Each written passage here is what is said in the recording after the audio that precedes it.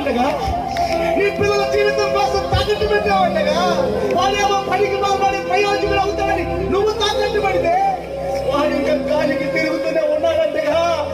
ఆ విధవరాలు వచ్చి తగిన సౌకుడు దగ్గర నిలబడి, సౌకుడు నాకేదన్నా సహాయం చేయండి, నా వలన నీకేం కావాలో చెప్పు, నోరు తెచ్చి అడుగుతున్నా. ఆయన అర్థం చేసుకున్నాడు, అర్థం చేసుకున్నట్టుగా మాట్లాడాడు. కానీ ఇప్పుడు అంటున్నాడు, నీ దగ్గర ఏముంది, నీ దగ్గర ఏముంది?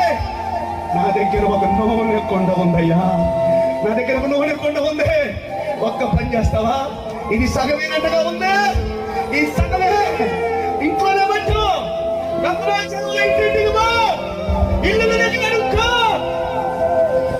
ఆ చివరికి ఒక కొండ దగ్గరికి వస్తే ఎవరైనా మనం ఆదుకుంటాడా? ఎలాగిద్దామన్నప్పుడు రావా ఆలోచన చేసేవాడు. ఎన్నోసార్లు నువ్వు కూడా